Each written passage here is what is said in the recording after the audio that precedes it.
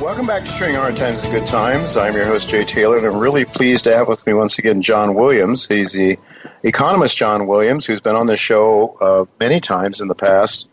He is the editor of an excellent newsletter that I subscribe to called Shadow Stats, and the best place to go to sign up for John's letter, it's a very reasonably priced letter, by the way, is shadowstats.com. John is really known as an independent, well, he is an independent economist, and that means that he's not being paid to tell lies. He's being paid to seek the truth, and that's why we really love to have John with us. He has views that are outside of the mainstream for sure, but views I think that are well founded based on the logic that he uses and the statistics that he gains, and then without having that need to spin them a certain way to make either Republican or Democrat party look good, John just simply tells us what he believes the numbers are telling us. Thanks for joining me again, John. Thank you for having me, Jay.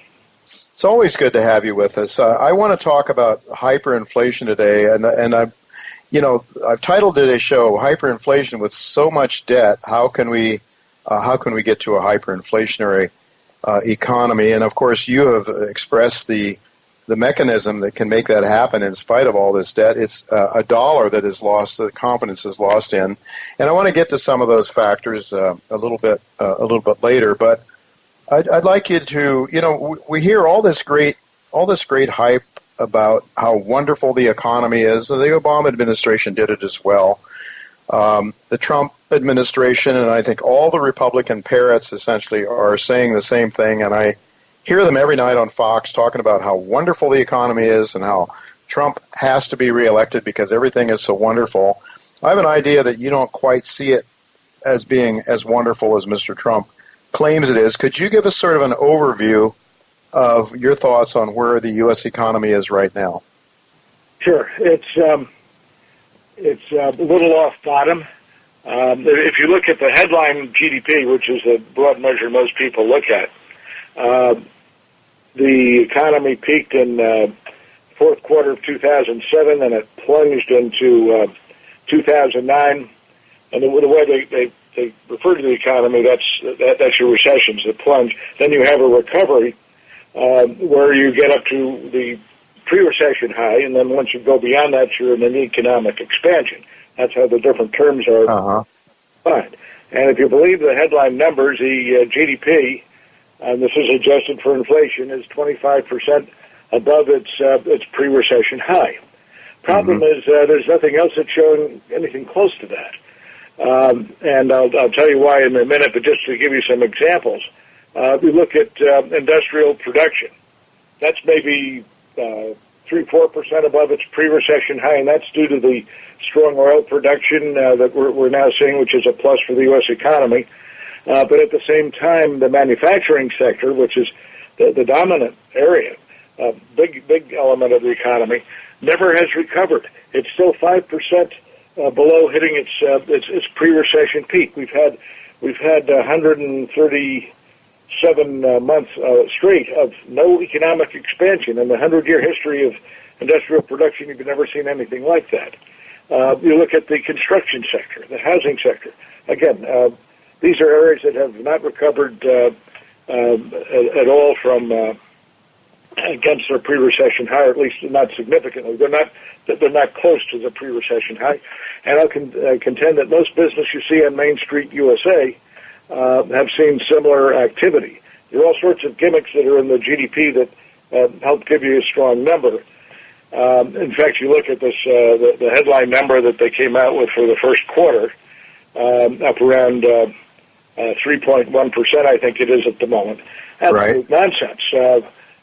And I'll give some. I'll give a little leeway here to the government because they have the government shutdown, which disrupted a lot of the numbers.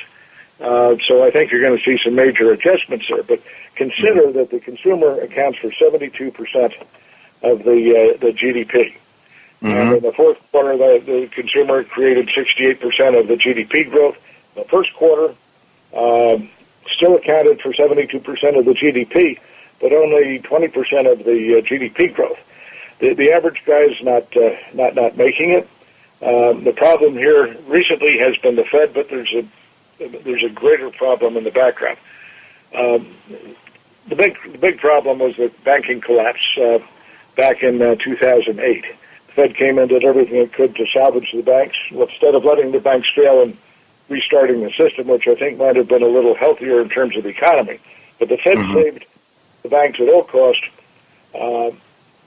and included in that cost was not stimulating the economy in its normal way. We've never had a real strong recovery, at least again not Main Street USA and a lot of basic industries. What we're seeing now is that the economy is slowing down again, as they're officially mentioned, as they're officially reporting it, and that's largely tied to the Fed trying to reverse its salvation actions back in 2008 by raising interest rates.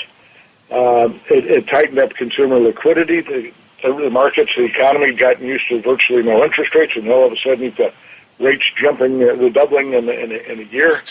It hit consumer liquidity hard, and you're beginning to see in the headline numbers, which are heavily gimmicked. I'll tell you that the economic data overstate economic reality. Even allowing for that, we're now seeing things that suggest absolute unfolding recession, probably be recognized by September, and I think the Fed's going to be easing sharply by then. Consider the employment numbers that just came out. Headline jobs growth of 75,000. That's nonsense. It was zero net of the prior month's revision. The only reason you're up 75,000 in in May, was that they revised May downward by 75,000. You don't have this outside of a recession or going into recession. On top of that, and this is where it gets really hairy. All this is back in an environment where the real economy had not fully recovered when the Fed decided to tighten up. They play inflation gimmicks with the GDP. The inflation generally is understated, and against the GDP, it's about 2 percentage points in terms of what they use to deflate the GDP.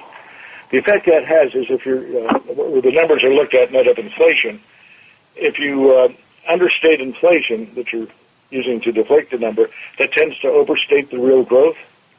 And pick out that 2 percentage point bias in the inflation. And what you'll see is that since the economic crash in 2007, there's really you hit bottom in 2009, but very little recovery. In fact, it's so flat it almost looks like it was a deliberate 2%, trying to bounce it back. So what you're facing here is a circumstance that's not only going to require the Fed to ease, which I think they're going to do, and I think the markets are coming around to that viewpoint. But if you want to get the system back to whole, get the economy buzzing along, having people in a happy, productive position, you're also going to need to have some economic stimulus, tax cuts for Main Street USA. You're going to have to have government spending. The public works projects that are being suggested would be the type of thing that would help there. But there you run into a brick wall, and this is where we begin to get into the issues of the hyperinflation. Right. How do you finance it? Sorry? How do you finance it? I mean, so I'm thinking as you're talking here. That's the question.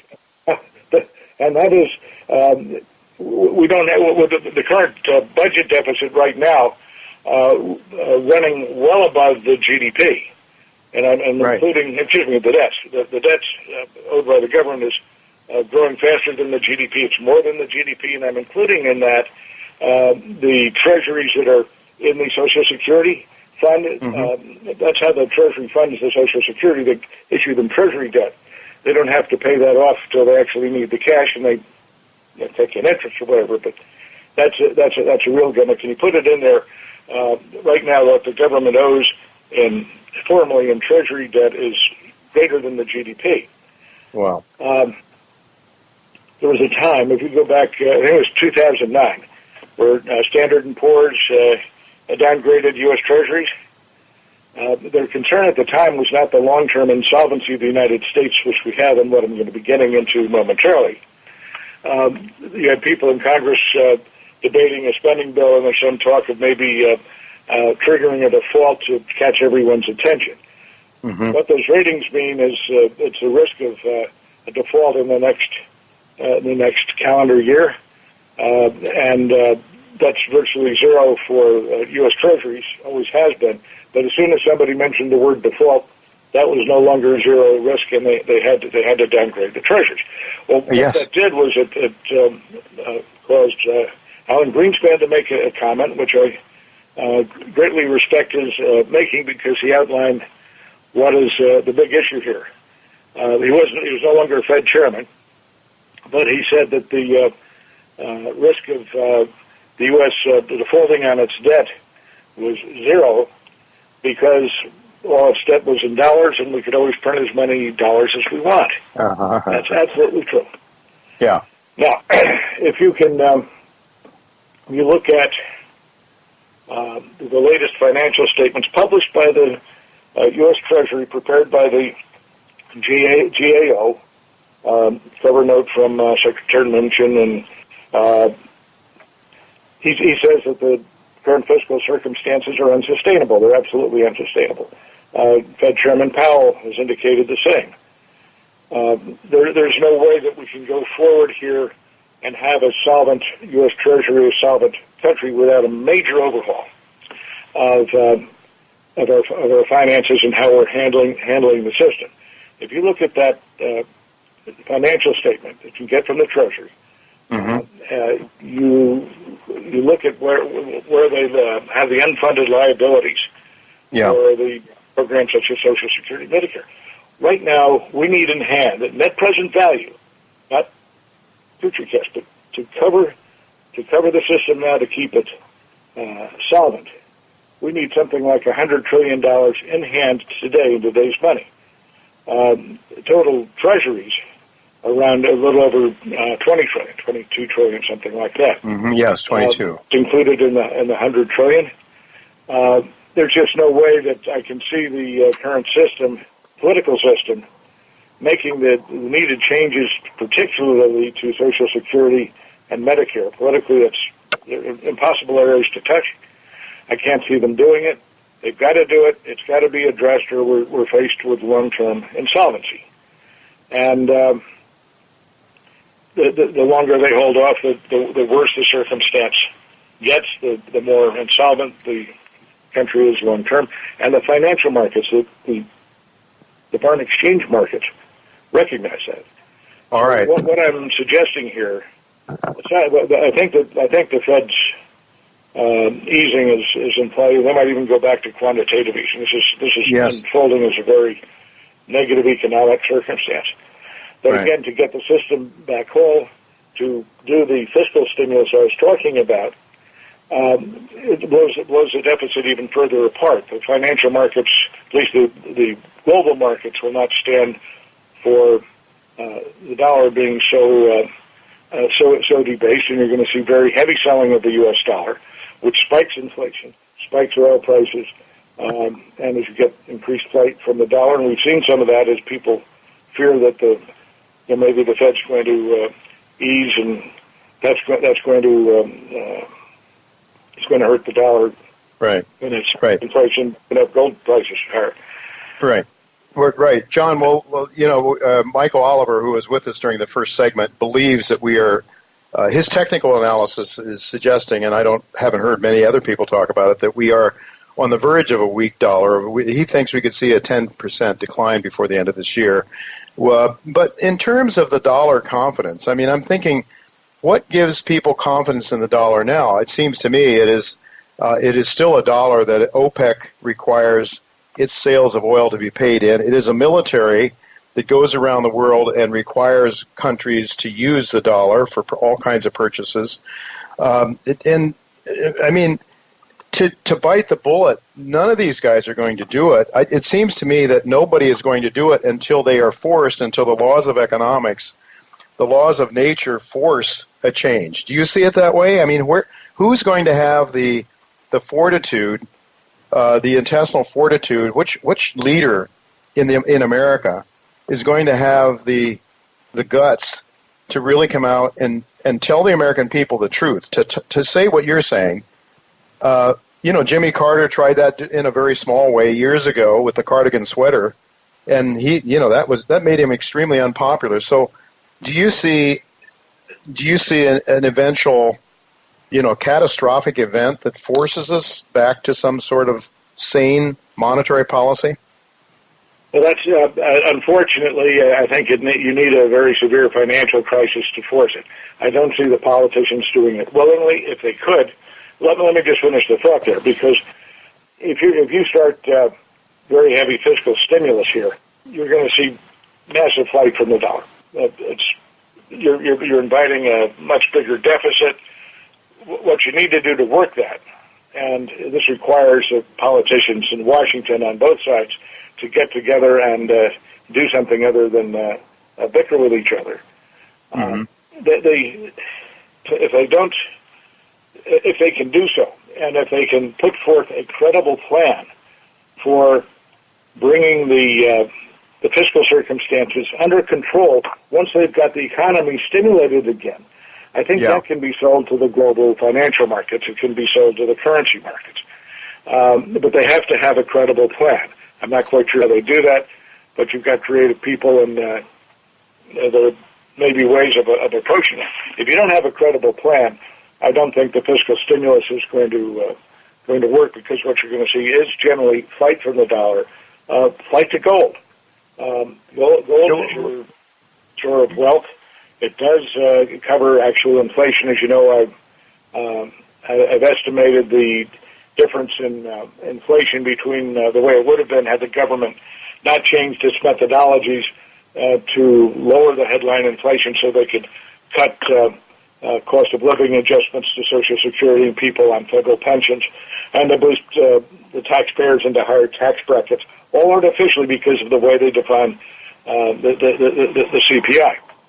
And John, we're just about out of time already, so I have just a couple of questions I want to ask you before we leave. First of all, where do people go if not the dollar? I think you said gold, but is that realistic? How about the euro? How about the yuan? How about some other things that are going on between Russia and China that are building their gold reserves tremendously? So where do people go? Because one of the biggest excuses for the dollar is there's no other currency out there with the liquidity into which you can do global business. That can change very quickly if people decide that the dollar's a lost cause, and you start seeing the dollar plunging 10%, which I think is very very easy. It doesn't become much more difficult to go down 20%. The people living in the United States, they don't see it, except they're going to start seeing higher inflation that comes from it. But you mentioned some good options there.